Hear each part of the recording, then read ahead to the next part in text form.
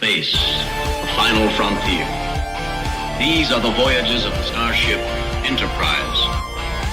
Its 5-year mission: to explore strange new worlds, to seek out new life and new civilization, to boldly go where no man has gone before.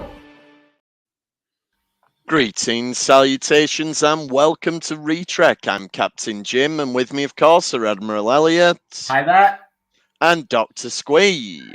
Drag on! And that St. George can bugger off for a start. That was my mate he killed. Draco was his name. Anyway. And it is St. George's Day, so of St. course... George's Day. No, we're no, here. you know what we celebrate right here on Retrek? It's Willow's birthday is what we celebrate. Of course. Willow's But more birthday. importantly, it's Willow's birthday. Did she kill any dragons? Did she? Bollocks. No, she's a good girl. Well, I don't mean killing dragons not necessarily a bad thing. No. Oh, you bitch. So, of course, we're talking about the latest episode of Discovery, Face the Strange, because that's all to do with St. George. And just before we get into the episode, a little bit of housekeeping. Facebook has changed how StreamYard works with it. So, We've had a few apologies issues tonight. if anyone makes any comments on the Facebook, we may not see them. We'd suggest going on the YouTube channel if they're not coming through. I have got the Retrek Facebook page open, so I'll see if you comment on there and it doesn't come onto here. So we'll know. So then. there we go. But for now, we're winging it. We're trying to find out. But yeah.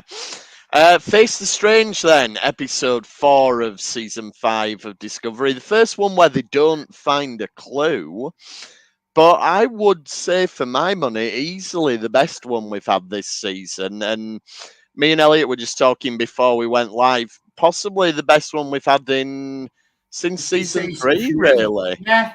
I definitely agree with that. I mean, what I was... I messaged Jim only because Elliot didn't confirm if he'd seen it. I'm always be careful on spoilers.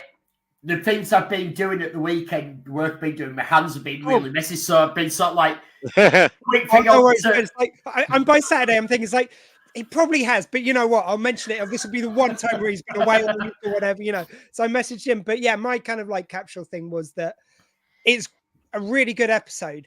But it could have been a perfect... Like, there's some missed opportunities in this. There's so many things... Definitely. There's missed opportunities, but it's still... It was an enjoyable episode, and some of them I've not been enjoying that much, as I've been quite vocal about. Yeah. I mean, still and I had no problem going back and rewatching this episode. Last week, I found quite a chore. Yeah, and it's one, I think... We often say this with, like, how serialized... like Discovery and Picard were, that there's not many that you just go back to and pick one episode out, but you probably could just pluck this one out and watch it. Like, yes, it's linked to the ongoing story, but you could watch this as a standalone episode. It's largely standalone. Similarly to another time loop episode, the Mud one, where he kind of like gets them in time loop. That's a very standalone in the middle of a wider plot. I do like this. I kind of applaud the fact that they've got an ongoing kind of like obviously it's of a piece, but I like them when they do a standalone every now and again, just give you something a little bit different. And this was just you need it every now and again just to have that. Yeah. Like it's like most Star Trek shows will be in the mood for some Star Trek, but you don't want to watch 10 episodes. You've got an hour or two that you've got 3 on an evening night. Oh, I'll watch some Star Trek, and you pick an episode to go watch. But if you've got a whole series you've got to watch for a story, I'm sorry, I can't always set aside 10 hours in an evening. And do I really want to set aside 3 or 4 days to watch it back over? It's a very fair point. Yeah. But yeah, it is a good one that you could just pick up. Right, comments are definitely working on YouTube. David says, greetings, fellow time bugs. And the people who normally go on Facebook and never give StreamYard permission, have you noticed your name actually comes up if you use YouTube? This is without true. having to alter any settings or give permissions. See, because YouTube doesn't hate us. I'm just going to say Not yet. Not yet. No, It had a bit of a tiff with us at the SFW live event because we encroached on copyright. But I've yeah, got to say that I think we deserved. we that did. was a lover's tiff, and we deserved it. Yeah, we did. We are holding our hands up. Yet we were out of order. What we did. But it was good for the people who saw it live. It was good fun, I thought. But then yes, it was. So the episode starts with a 15 hours ago caption. Now, unlike in the season premiere where we got 4 hours ago, this one didn't offend me. I mean, I don't. This actually made sense because it was actually what Lal and Mock were doing. Yeah. Was it their names right? Or is it Lal and Mal and Locke? Mal and Locke, sorry. Were doing while they were going to Trill. It showed how they were going to get around the problem. And also, it's like, it's fine. We don't mind there to be 15 hours earlier, but this isn't just cut from later on in the episode. It's not 15 hours later, 15 hours earlier. It's adding some context.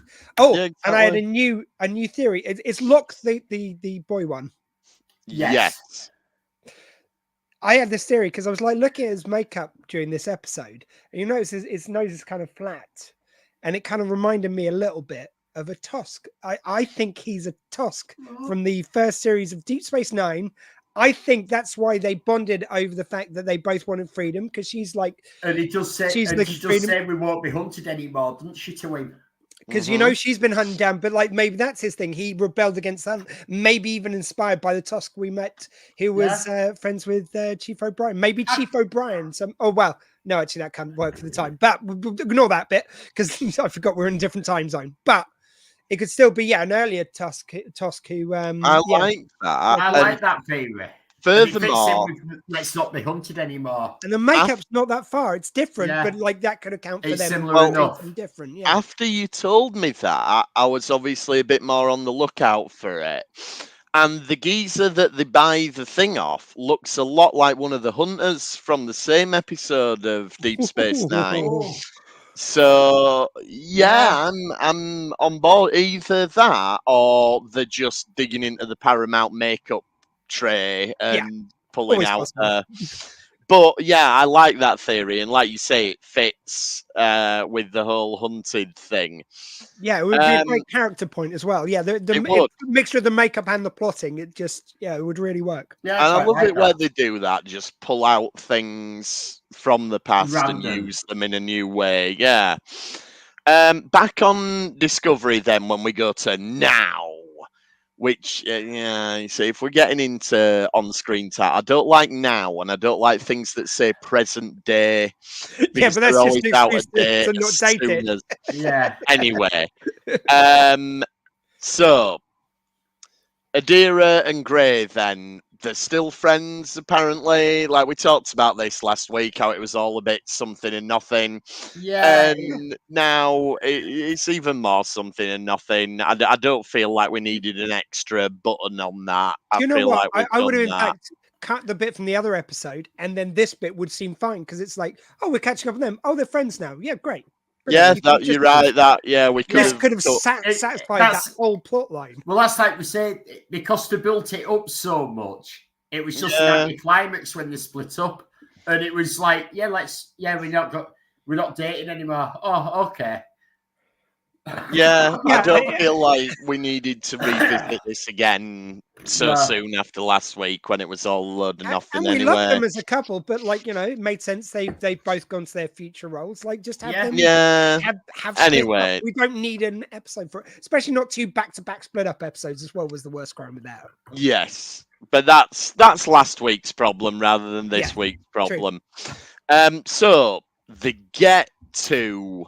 And the point of showing Adira is so that we can see the little spider thing scuttling about as it does throughout these opening sequences. And plot-wise, they've got to the coordinates that were on the clue last week, but there's nothing there. So that's where we sort of see that we're going to be in for a bit of a different episode. They've not got to the next clue yet, Whereas the first 3 episodes were kind of clue. Yeah. Whereas this one, but Yeah. we knew this were coming because we knew there was only 2 more clues to find, and we've got more than that episodes. There weren't specifically difficult clues where they're like, what has 5 points and is in the sky? Is it a star? I know that wasn't the actual clue, but they were almost to that level. It might as well have been, yeah. And actually, we say we've got 2 more episodes than we've got clues. So you've got this one, and then of course, once you've got everything assembled, then there's got to be a climactic fight. So we're queued up now, I think. Yeah. Well, how many more clues have we got to find? You said 2 more, so I was just going back. I think it's 2 more, or 3 more. And we're up to episode 4, aren't we? So there's 6 more. Oh, sorry, I thought you meant 2 more episodes more than the piece. Oh no, we got 2 more. So yeah, we've got to find a clue once roughly every 2 episodes from now on if we're going to keep on track. But like you say, there's no doubt. You probably want all the clues solved by episode 7, maybe 8 at the latest. I think so, yeah. A big 2-episode finale where there's a big battle, hopefully with the brain and... Yeah, well, the brain we can talk about. I think at some point, Lock and Key or whatever they're called, they're going to get a couple of bits of it, maybe. Like, so it's not able to be Lock put and together. Key, I'd like that. Yeah, I think it's from a Netflix show. Anyway, show. Yeah. But yeah, I sort of think they're going to have a reason why all the parts don't come together. So maybe, like, if you do have a 2-part finale, I reckon at the end of the first part of that is when they come together, and then they've got to try and stop them using it. I'm not sure if you have because it too early, they can use it. No, I think they'll be the last sort of episode 10 will be sort of goodbyes to everyone on the last half of it because. They have said that they found out about halfway through shooting the series that it wasn't. No, they had to go back for reshoots, they said. Did they actually have to go back? Yeah, I'm pretty sure. I know that they had to reshoot about half of the final 2 episodes? Something like that, yeah. So that's why I think that whatever happens is going to wrap up a lot, or pretty much by the end of episode 9. You might have it end on a cliffhanger and get 10-15 minutes of episode 10 finishing it, but then it's all going to be goodbyes. And I think some of it will be. It's going to be an awful episode. And well, hopefully not. The more I watch of this season, though, the more I'm convinced, even if they hadn't officially been told, I feel like they knew the writing was on the walls. Like, the whole premise of this episode is like, let's revisit the past of the show. It's almost like honoring the show itself, which you tend to get reflective like that when you know it's your final season. And it feels appropriate that if this is the final season, that we get this kind of whistle-stop tour of the history of the show itself. And which I wish we'd got more of in this episode, to be honest. Yeah, I do. For so many flashbacks we didn't see. We could have had like Lorca. I mean, I know some of these I know are difficult gets maybe because like 3 of them that I'm going to mention, Lorca, Ash, and Sarek, all played by British actors. They might not be in the country, all kind of with very good careers. You've also got that they didn't use old footage. They used the existing actors sort of made up to the straight all. Yeah. So you have where we're going to do this time travel one, but we're not apart from they brought back Ariane. So they did bring one of the characters. Yeah, we got one character. I was going to wait to talk about that because you got one character, but you're pretty much only using your existing set, and they still managed even when they had really in-depth things that had to do with like the bridge crew, to only give them a line or 2. Yeah, like think about it. You could have had the ones which are easier gets that you could have. I mean, Rainn Wilson, I reckon, would have come back as Mud without like charging them the earth. You've got like bloody Pike and Spock are filming just in the same lot. Like I'm sure would have come in for a day's shooting. You've got for Christ's sake, I mean, okay, we might be the only ones who are excited about this. I like to think there's some others though. The guy with the bird alarm clock, he could have come back. You know, there's just like just anyone from the past. Like why not, like as opposed to getting one bridge crew member who we never learned anything about anyway, so it really wasn't that impactful. Like yeah, it would have been really nice to, particularly Lorca. I would have liked to have seen Lorca back. I mean, they just don't even. They don't. It feels like they've just gone out of their way to like they just talk about kind of past episodes as opposed to showing us. Like even when it's like, oh yeah, that battle of the window, that was a nasty one. Let's walk away from that. Yeah, because we wouldn't want to see anything. Yeah, and it was give us that nostalgia. It was kind of a whistle stop tour of, oh look, we're at the season 2 finale. Now we're at the season 3 finale. Yeah. But yeah, it should have felt more of a celebration. Like, let's go back to the good memories we've got, and yeah, that would have involved seeing Pike and Giorgio. And I mean, we've seen this episode before. You've got Giorgio's busy shooting on a lot somewhere with them anyway, so you could have exactly. You would have thought. If the dates don't work out, she is difficult. I mean, God bless her. She obviously found a trek because she came back to do that. But yeah, well, yeah, but you've got that thing where. Surely you can go, right, we've got 3 live shows, or a movie and 2 live shows that have interacted with each other. Can't we sort of go, yeah, we want you, we work out that one day we're going to get them in the same place? It doesn't, how filming works, they don't have to come in sequence that we're filming this scene of season 5, episode 4, so you've got to come in on the 22nd of March or whatever, just as a hypothetical, because TV filming doesn't work like that. I only remember with Giorgio because if they can't get in on the days when she's filming or she's already filmed, she is such a big get. Like it was, I mean, she's obviously, as I say, she's obviously a big fan, so she came back to do the movie. But justifying in a filming schedule, then coming back for something else, I just don't think would happen now, unfortunately. You know, even though she'd probably want to, but she's still got to have a career here. Yeah, it's a big Trekkie, you know, but yeah. It's difficult. But yeah, it would have been nice to have had a few more cameos. Like Fracture in Voyager, and you've got like Deep Space Nine. Like they've all done one of these episodes, and they all have brought in some cameos and stuff. This is the only one which sort of really failed to do that. Yeah. But before we get to the timey-wimey shenanigans, after we got to know Reese the other week with his story about how he loves ships. Oh, the guy who's also Bryce, yeah. The guy. No, because we get real Bryce this episode. There you go. You see them in the same scene. Bryce came back. They've used holograms in a different face. They're very kind of Bryce guys. But Reese actually gets almost a tiny little bit of a subplot. Like it's there to inform Rayna's stuff, but you know, he does raise a good point. They could be following us, and Rayna's like, no, don't be silly. We'd know if they were following us. And this is what leads Michael to take him aside, and they beam to the ready room, which is ridiculous. But I know they have to do it to facilitate the plot in this episode. No one gets the steps in the future. No, well, that's it. But it does. The plot does hinge around the fact that they have to be beaming at that exact time. So we'll let them off. They're using it as a plot device this week. Yeah. But you've got to say, to do a plot like they're doing with Rayna, you really have to. It's let's face it, like there's not going to be that many surprises. He's going to come in gruff. You know, he's going to be won over. He's going to but it's hopefully going to teach them something along the way as well. But it's like you really have to have a great actor. It has to be really well written, and he's just knocking out the park. I think he's great. Yeah. In addition, Callum Keith Renee is just. I think I got his name correct, but yeah, he's amazing. Yeah. Yeah, Rayna's great, and he's sort of filling that Captain Shaw role where you're just getting to really love this character. Putting in the Starfleet Academy show. Could happen. It could. So this is the problem with Discovery, is that the best characters are the ones that they bring in for one season. Like Lorca was great. I'd love to see more of Lorca. We are seeing more of Pike.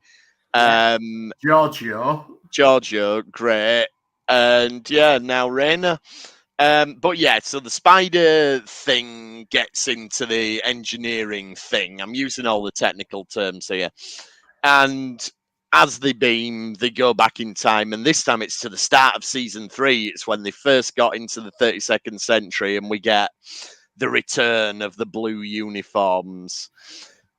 Can I also? There's something weird. Like, I don't know why they include the plot point. It's like, but they've always got to go right back to the same room for reason. I think it's because of the sort of time and space reset. Yeah, but it's like, why when you're writing it do you go right? Because appearing in this they're stuck in a is it a conical sphere? Oh, again, I get it for the episode. I just don't know why they. Why the writers restrict themselves that much? Yeah. Well, it also. I don't know. And it's not showing the time. It's sort of showing that it keeps doing jumps through time for sort of a short space of time, but then it comes back to where it was because they're not just moving through time; they're also moving through space, which is what's altering the length of the time jumps, which is why it resets to the same place. Again, within the plot, but it's just like I'm thinking from writing perspective. You've got first of all, they've always got to go back to somewhere which is fairly neutral as opposed to being right in the action. Yeah, and then later on in the episode, they restrict it further by going, "It's like let's meet up in this corridor." Now, again, I get why in the universe they'd want to be away from people, but if you don't give that as an option, that they just randomly, you can get them just straight into wherever the action is, and they can find a way of like syncing up with Stamets with them as well.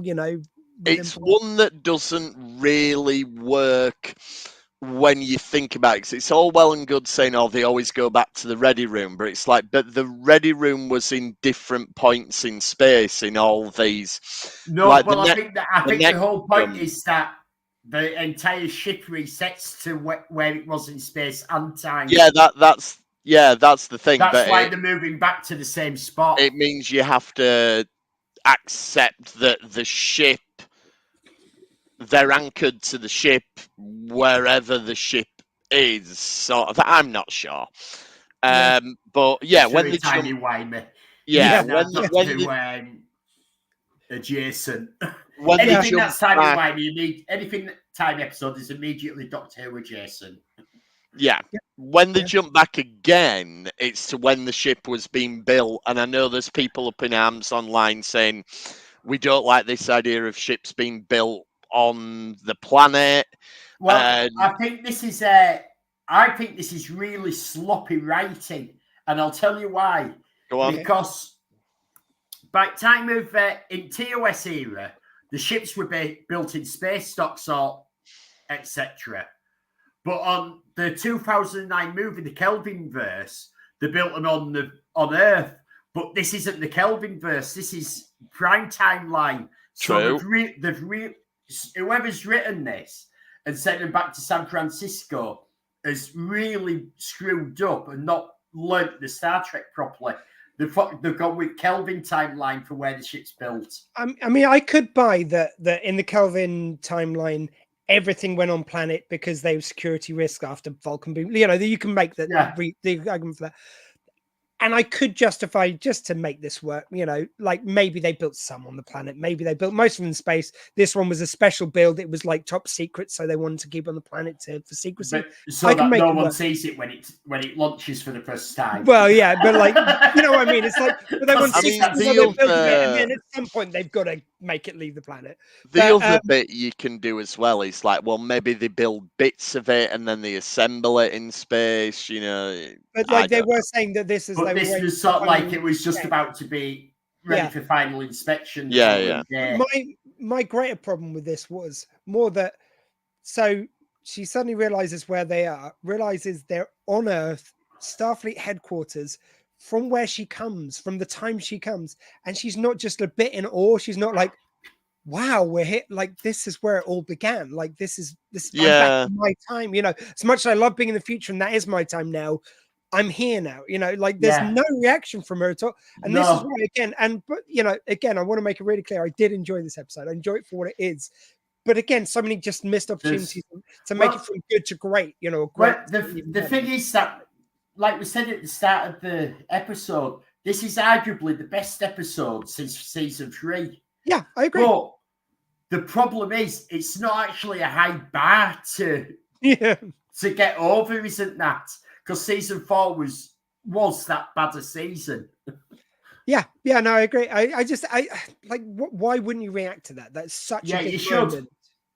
There's a lot of people should be reacting in a different way to, but instead of just it's single-minded focus on the mission. And if anything, she's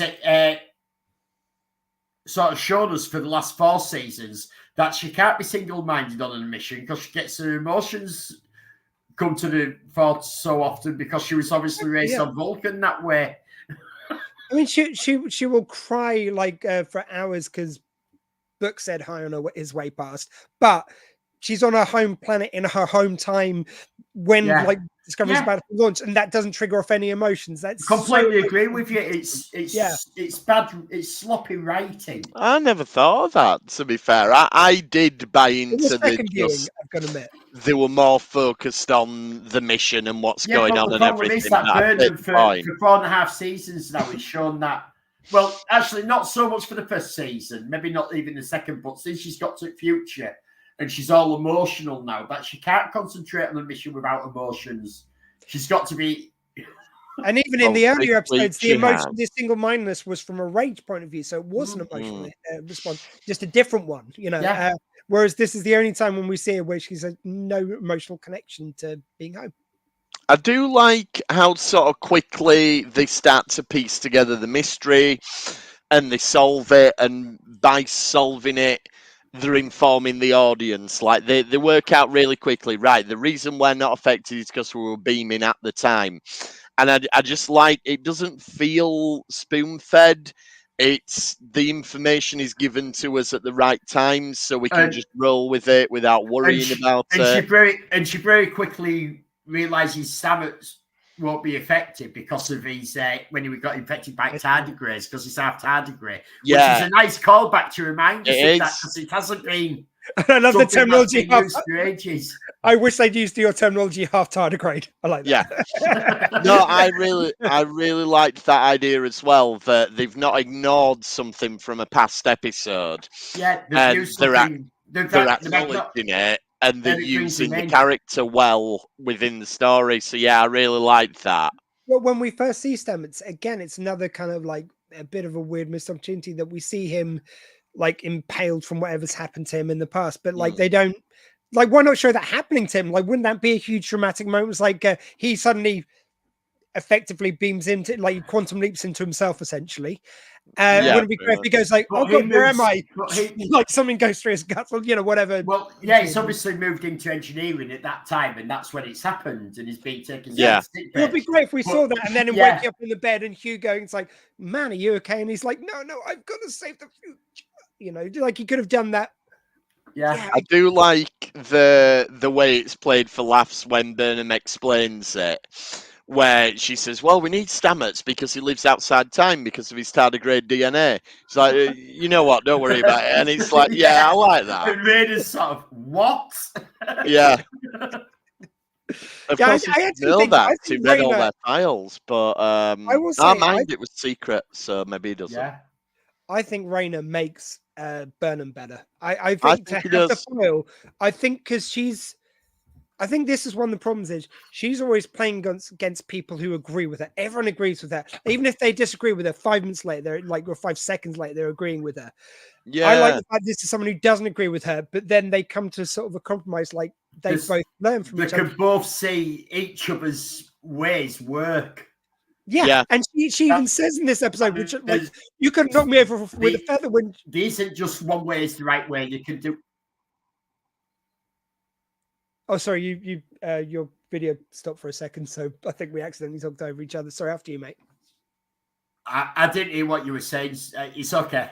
You were saying about. I think we're having buffering issues. We're caught in our own time. All I was going to say is all I was going to say is that you could knock me over with a feather when she actually goes like, maybe we have come too complacent. It's like, my God, you're admitting to the fact that emotions aren't the answer to everything. I mean, it's like, don't get me wrong, I love emotional content. That's what I love Star Trek for. But it's always been that played against your duty, and that's where there's the like, where does one end and one begin? She's always like emotions to solve everything. Like chain of command doesn't matter. It doesn't matter if like someone's being insubordinate or talking out of it doesn't matter. Emotion. Whereas I think he brings that kind of challenge again of like, well, where does duty end and where does emotion begin? And yeah, I think that's always been great about Star Trek, and it feels like he brings that back. And yeah, again, she admitted that emotion isn't the end to everything. It's like, oh, that's great. I was we're getting there. Season 5, we're getting there. We're getting character growth. Then they jump to the season 3 finale, and you have this cute scene with Raina and Reno, who, as we've said before, is always a delight whenever she turns up. So that was good fun. But then I was saying the other week, we're never going to get any more of the Calypso timeline, and it appears that they're making a concession to that finally. Now, I'm not sure it really fits, but they're trying. At first, when we first got to here, I thought, oh, we're going to see Calypso, so we're going to bring in, what was his name? Began with C. Oh, yeah, I can't remember his name.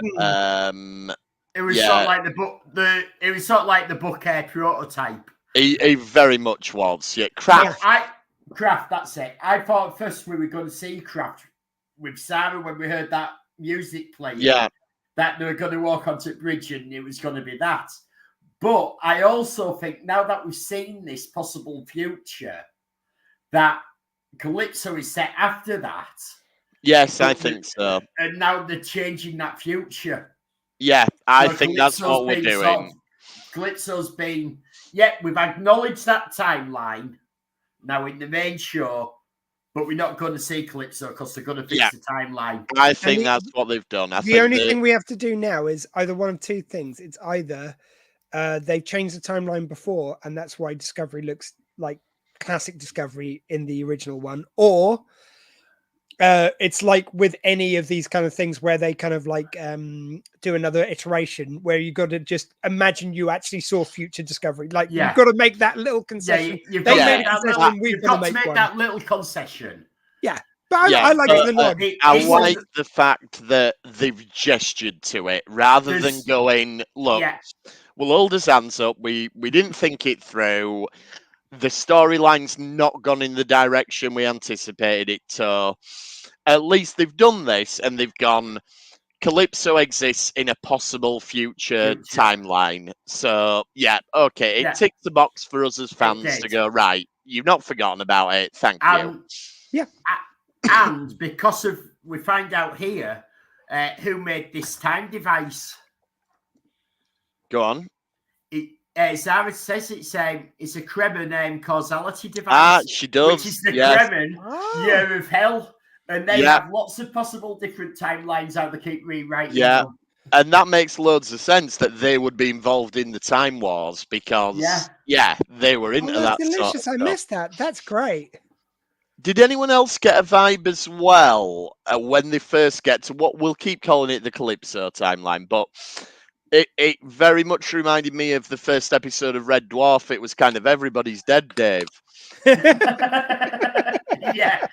They're all dead. I didn't think about it, but it's brilliant. It's totally... How you say it, It's a serious take on everybody's dead, Dave. What? Saru? Yeah, he's dead, Michael. Even Saru. Tilly's not dead, is she? No, Tilly's dead. Everybody's dead, Michael. Tilly's dead, Michael.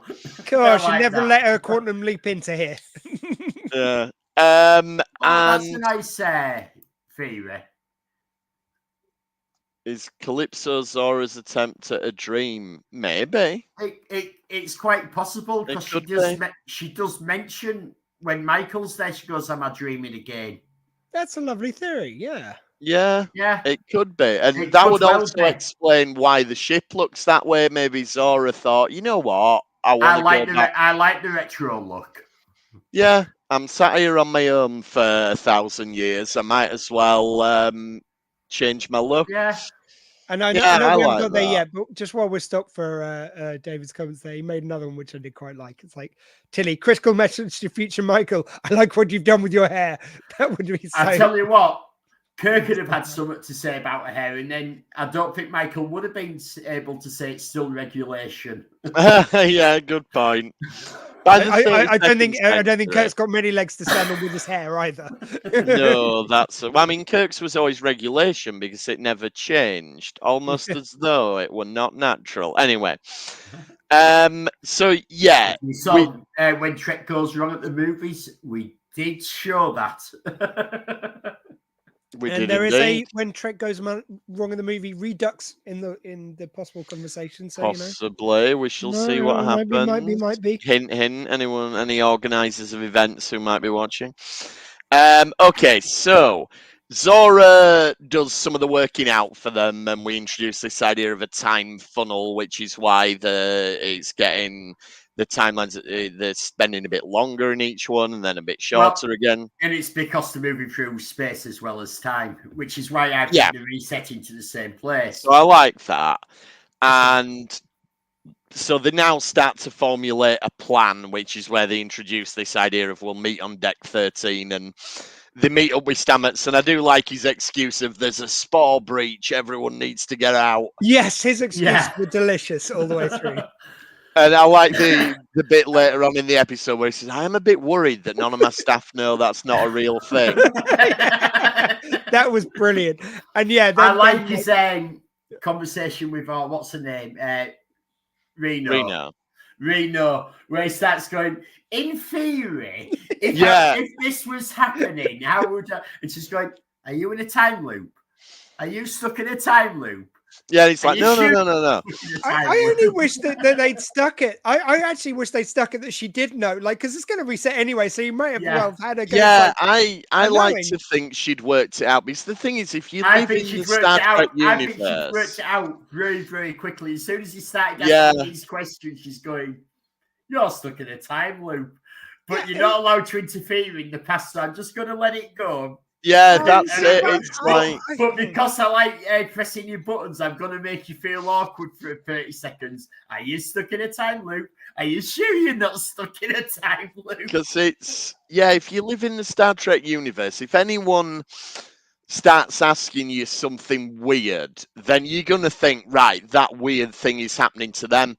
Like, you can't just have a hypothetical discussion. Like, us being geeks, we might say something like, what superpower would you have if you could have any? If we lived in the Star Trek universe and someone said that, you'd be like, has Q offered you some superpowers? Because you need to report that to the captain. You know, it's like you can't just have a whimsical conversation. Yeah, sure you haven't been speaking to a Q. I just think they should have had it, because, like, I mean, I'm with Elliot's theory that she did know anyway, but it's like, I just think they should have let it stand within the episode, like, prime within the episode. We know in the episode she knew what it was, because that was it was something so nice and so different they'd never done before. I go, brilliant, she's going to know. It's like, then they go, oh, only kidding. It's like, I mean, that's still fun, but, just letting it stand. Yeah, I would have liked it. But that's why I like in my headcanon that she does know. I like that. And she keeps saying, are you sure you're not in the time loop? And keeps saying it to him, because we've seen it lots of times. She likes pushing Stamets' buttons because she knows it's easy to wind up.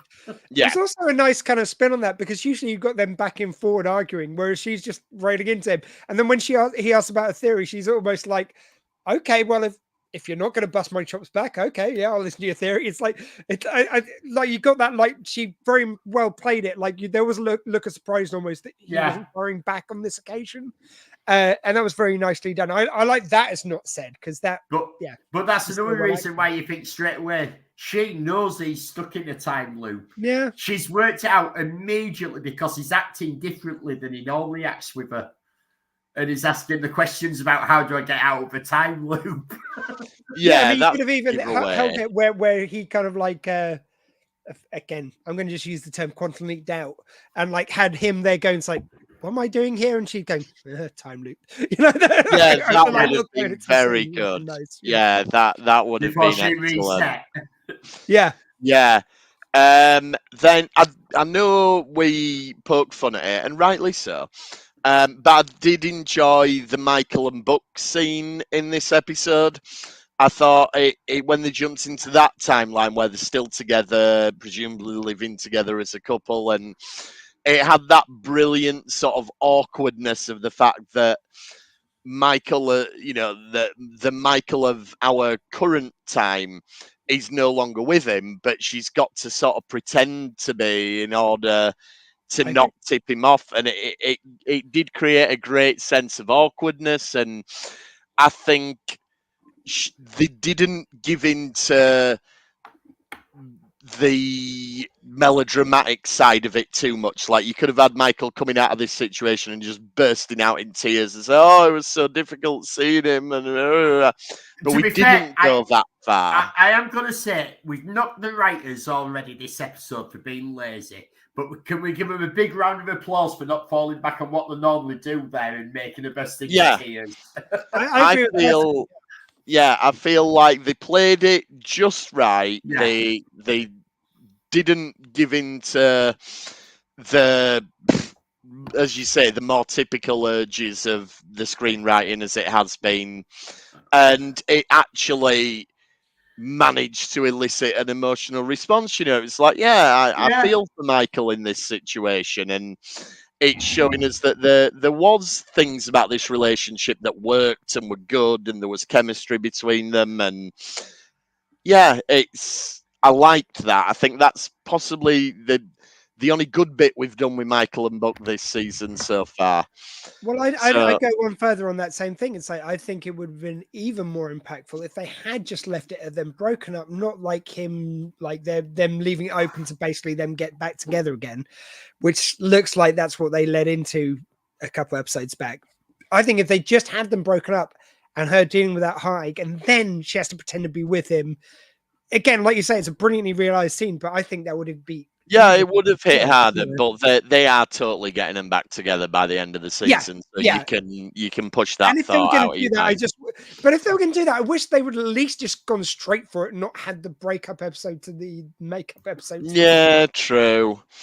Then we get sort of the centerpiece of the episode, which when they go to the next timeline, and we get the Michael versus Michael fight. This is this was Jet Li's the one. I thought this was very well done, and I like the fact that future Michael wins, which I suppose it's a little bit reductive to go, well, she's come on as a character so she can win a fight. Like, I get what they're going for metaphorically, that I actually thought the fight was really cleverly done, because you saw them making exactly the same moves against each other. And we've also got to break down.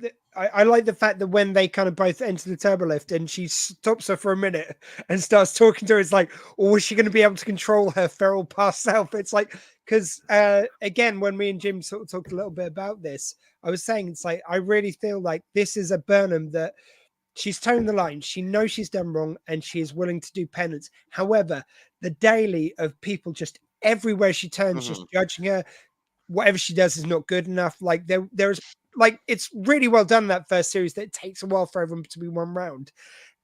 And I could imagine it's like, oh, fuck off. I'm going to have a shapeshifter version of myself when I don't even want to be myself.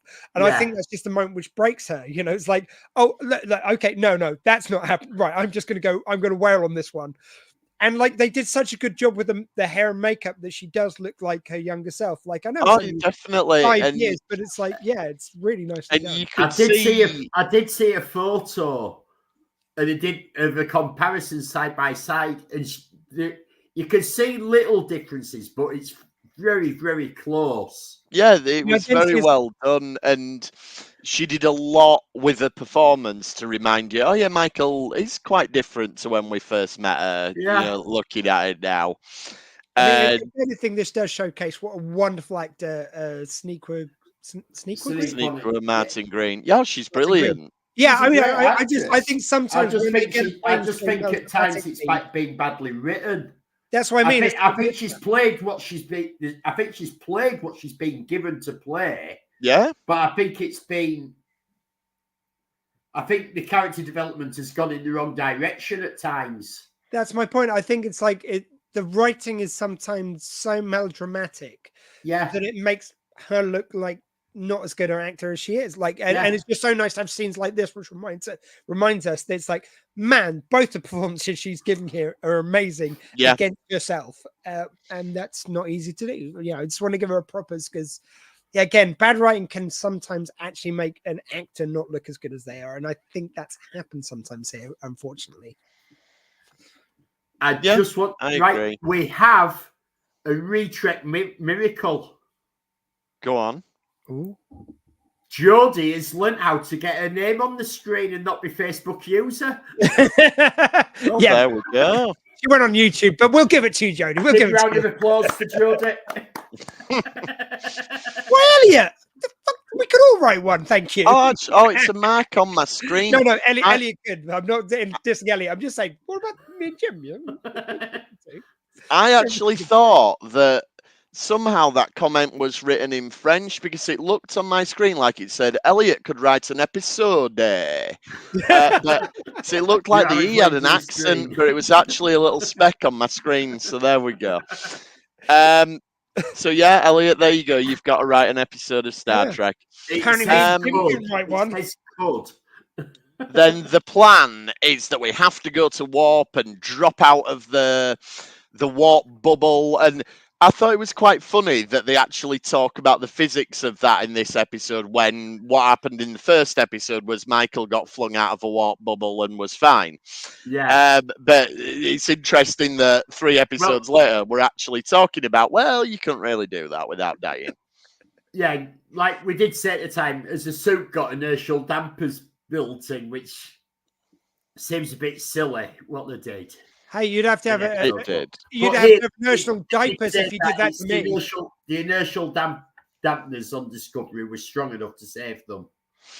That's what we decided, and that's ultimately. I think that is a fair enough comment. That it would have super souped up inertial dampness compared to most ships, because it uses the spore drive and it's been designed for spore drive, and they know it's going to be moving. Yeah, through the mycelial network. Yeah, so they weren't sure, so they had to really beef it up more. And I'm also thinking you're in the 29th, 30th century? No, this is now. No, when they do this is before. Oh, when they do you're this. Right. Yeah, you're right. It's back. Because Ariane's still there. Because I was going to say, in the future, you could also say it's like they've worked over some problems. And no, you're right. It's in the past. Yeah, but I still think it works. I still like it. Yeah. This bit to me didn't quite ring true where they're talking to Ariam and Michael says, Ariam will believe me because I'll tell her that she died. She's going to die. And somehow that makes Ariam believe that I didn't get what the logic was there. And the rest of the crew, she'd never do that. Like, well, of course she would if she was ordered to. And that was my point. Well, I was thinking these are all Starfleet officers. And we've seen it so many times. A Starfleet officer is willing to give the life to save the ship on the crew. And everyone else on the bridge is going, no, she would never give her life to save the ship. Yeah, she goes, yeah, I would. Yeah, I thought that was really weird. Yeah, I thought that had a bit awkward. It was not like it was bad. It was like, have you ever watched Star Trek? The only thing I could think of is that they were relying on something they've never shown us. So, like, there's my thinking again, because I, like you guys, I don't think this works. But the only weird way I could logic it was, if they had character moments between these crew members, if we'd ever seen them just chatting or whatever else, you could have established that because she's an android, that she like thinks so logically. It's like she's got cybernetic augmented human who seems to go towards her computer side quite a bit. I'm just wondering if, like, they've basically, in their heads, basically thought that they had got across to us that she's so logically thinking she wouldn't give up her life unless it was so critically needed, that they know that she would mathematically worked out, as opposed to sacrificing her life for emotion. That's the only weird, it's very twisted, but it's like, but they never showed us that. They never showed us anything about it. You'd have to have character developments in the show for us to. Do you know what?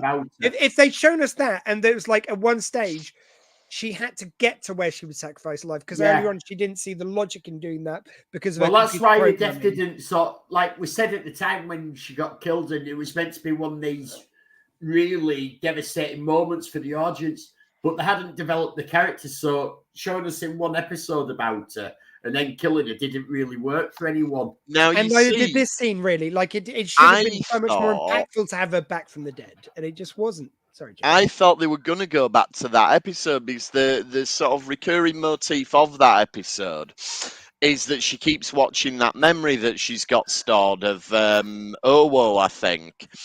And I thought Michael was going to say, look, you don't believe me, but let me tell you, I know that you've got that clip that you watch on repeat, and I know that that's the memory that you've saved above all the others.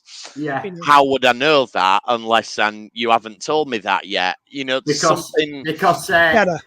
Because like Much we better. know that in the future in the Star Trek universe, they have huge memories. They're great at memory storage, and this was brought up in DS9. Like they work on smaller and smaller devices, and we see it in our own time to get more and more memory on. But with Ariam's case, they decided just to give her a 12-hour buffer. Well, that was it. But yeah, I would have liked for it to have pulled from an episode that we knew, so we could go, we remember that. Yeah. Rather than a behaviour that is not atypical for a Starfleet officer anyway. Like, well, of course she'd do that. Yeah. Or have her cameo be in different moment and like have her in there and have this moment with Saru, like whereas he's got his threat ganglia and he's like acting out of fear, and like Burnham talks him round to like, no, See, you're braver than that you'll would have ever been realize. good. Yeah, you know, if and she'd that have would be told so much him. within his arc as well. Yeah, But this is like the one character that they've obviously been able to get back for the episode. yeah, seemingly. And like then to your point Well, before, they like had to use her. they've got other episodes where you know And it's Saru's like- in. They could and film it's one like- bridge episode. And it's like it moment. was really emotional for everyone watching. Honestly, when you died, it was the Yeah. biggest episode ever. So Yeah. it'd be really impactful if you come back and everyone's going, "Oh, it's that character that we knew nothing about." Yeah, I mean, Yeah, and she's acting as sucks up, but it's like based on nothing we've established already. it could have been worse. It could have been her with the little mouth things from the Enterprise. Oh, she was good. Yeah, when I they liked her. when they give us one episode about her before she went as well. Anyway, okay, so I thought the bit that worked better was where you've got Michael and Reese confronting Rayner and Stamets, and that played really well to this arc that they're doing with Rayner. Like, right, I do know you because I found that out the other week, and I'm going to use that knowledge. I'm going to use my 20 words that you gave me. Yeah. To tell you something about yourself that you've never told And anyone. the thing was, they're all telling Rayner, right, information is not a connection, but earlier in the episode, he does have a bit of a connection with Michael because she tells him how she felt when she was first on Discovery, and he uses that. So that arc for Rayner has been really well plotted out this episode. It ties into the conclusion of the episode. Really well done. And yeah, and then they get back to their own time. And Rayner seems to have a gammy hand. Is this going to be an ongoing plot point, or do you think? No, they said they were going to fix it then and there. Are they? Yeah, I think it'll get I think fixed they are. really Yeah. easy. Okay, well, I'm just putting it out there. If next week, if we keep getting Rayner trying to hide his gammy hand from everyone, but it is established because it's established at the end that they were in the time loop for 6 hours. Yes. They only lost 6 hours. They only lost 6 hours, which puts them back on. They can catch up easy to Mal and Locke, because in the alternate timeline, Zara did tell them that it was. They were caught in it for years. No, it was about 3 weeks. Oh, 3 weeks was it? Sorry, but it had all gone wrong by the time they came out of it. Yeah. Yeah. Oh, David's leaving. Bye, David. Right. So my question is. I was just going to say. Go on. Say on the hand thing just very quickly. Yeah, I mean, just because they said in the episode they were going to fix it, but like I also like that they've already pre-established like DNA resequencing is something they've mentioned before. Yeah. So it's kind of nice that they've got that. Even though they don't mention it, they've already established technology which they can use to fix it. That's the first thing my head went to, and it's really nice. That shows that they have come up with some really cool technology and stuff in this new timeline. So they get back to the current time and they go, right, we can follow the warp trail of Mal and Locke. They're going to the next clue. How do Mal and Locke know where the next clue is? Because when we started the episode, Discovery had come to the coordinates and there was nothing there. Well, maybe we're going to find that out next week. That one, I'll give them some time. Yeah. You probably won't. But the way they said it was, we know they're going to the next clue. Yeah, but how it wasn't where you thought it was. It's almost like in the 6 hours that they've been stuck there, Mal and Locke have arrived at the same place. They've watched them fucking about for 6 hours. Okay. But so while Mal and Locke, there has actually been something there, and they've solved the clue. Right, well, that makes sense. Yeah, it does seem like there should be something just they can't see it. Yeah, there was something there. Mal and Locke have found it, and now when they first got there, they didn't find it for reasons. No, I like that, and actually, that is a very deft bit of plotting then, because they've cleverly taken Mal and Locke from being a step behind to being a step ahead, so that the whole plan with the time bug has actually worked out perfectly for them. Also makes Locke and Bolt a bit more of a threat. They wanted him stuck forever. But the entire, the whole thing is that you need all the parts of all the parts. So even if Discovery had ended up stuck in that time loop for 3 weeks, and Mal and Locke had gone on and they got the other 3 pieces or however many, I think it's still 3 pieces you need. They wouldn't have the first. They wouldn't have the first 2. So how does that work? Yeah, they still need to get onto Discovery and take it from Discovery. Well, two things I wonder.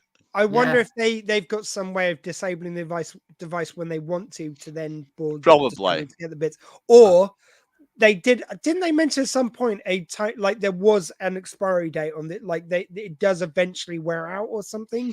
I'm sure they said something along those lines. No, they said 3 weeks later the Federation found you and told you back to space stock. Yeah, but I thought they said there was the device, the natural lifespan. I don't know. No, they said that it could run for years and years if just left running. Oh, okay. I thought it could just keep running. Or to be honest with you, they could have just figured out that the Discovery would eventually find a way around. Yeah, which is why I think it went to engine room, so it has the power to just keep running and running and running. Yeah, it'll run until it uses up all of the mushrooms and. Yeah, and mushrooms just keep, and they've got a massive plantation of mushrooms on Discovery, so that keep growing, so it potentially could keep going indefinitely. Speaking of which, we also missed there was the mushroom comment, but then Stamets goes right, everyone out of here, I'm in a bad mood. It's that was very good. It worked as well. Yeah, it was just genius. And a nice callback is just I love how self-aware Stamets is one of my favorite journeys in Discovery, just to go from such a grumpy arsehole and basically as soon as he goes to the mushrooms, that kind of gets him to the new zone. But it's it's just such a wonderful, complex character. He always had the heart in there, but it's just I love it. And the episode finishes, and I can't help but feel like they're trolling us deliberately now, because we made jokes about Michael saying "Let's fly," and the episode finishes with like the way Avengers: Age of Ultron finishes, where Cap nearly says "Avengers Assemble," but it cuts out before he does. And what's the other one? Black Panther finishes where it says "What's your name?" and that, and and the teenage Fantastic Four at the end. It's like, what should we call each other? It's like. There's examples.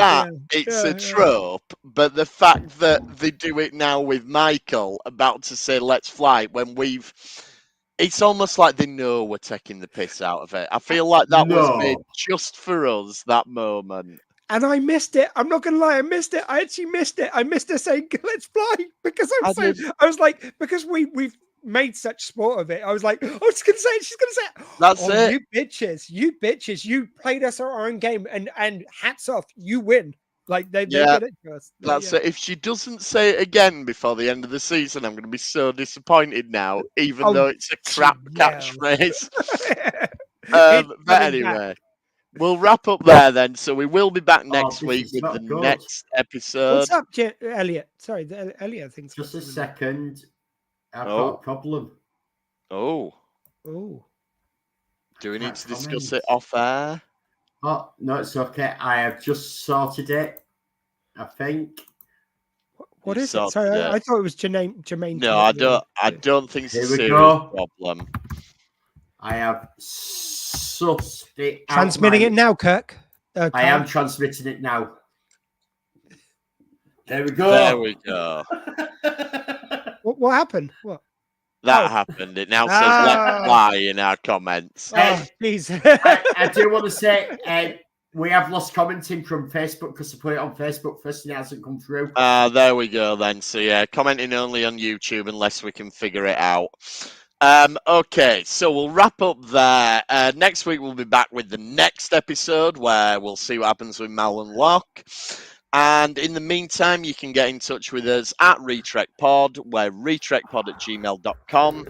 You can find us on all the socials, including Retrek Model Studios on YouTube. I'll have to move back where I'm building this thing that now has access points.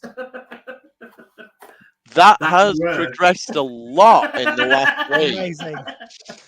And for anyone who's just listening on audio, do check out Retrek Model Studios to see what Elliot's talking about. There's about another foot to go on this.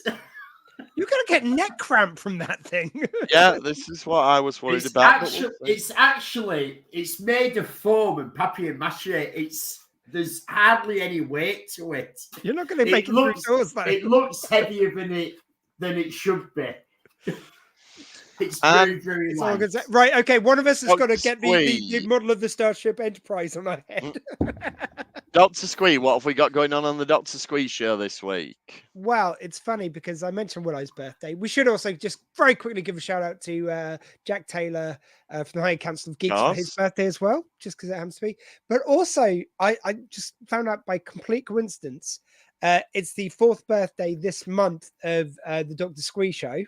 And I only found that out because I was going to put out a kind of one of the audio interviews, which I did earlier on, and it was actually the first episode.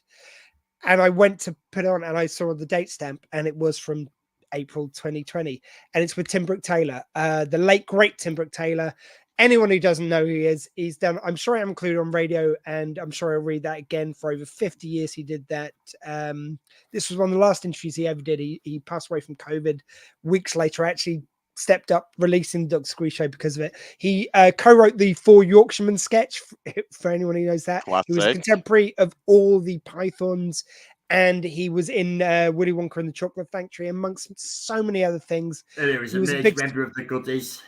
Oh God, the Goodies, of course. And he was a and I just very quickly, sorry, but like I used to listen to him and watch this stuff, including the Goodies, and I'm sorry I haven't a clue. I used to listen to it in the car with my dad, who's also no longer with us. So getting to meet him was a huge, big, fat, hairy deal, and to be one of the last interviews he ever did meant a lot to me. So please, it's a wonderful interview. Please check it out. It's going to be up on Thursday, 7 o'clock, Dr. Squee, youtube.com/Dr. Squee.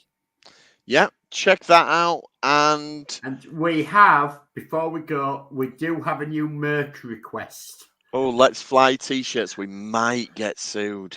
We might. It depends how we do them. It does depend how we do them. We'll have a think about that. We've got to have enough budget for that one and the Apple Silver Daddy Bear t-shirts I want to do as well. We'll have a think about future t-shirt designs then. And we'll still have a Daddy Bear on the front and just Let's Fly on the back. And we'll be back next week to cover the next episode. But for now, let's fly. Let's fly. Let's fly, Dragon LLP.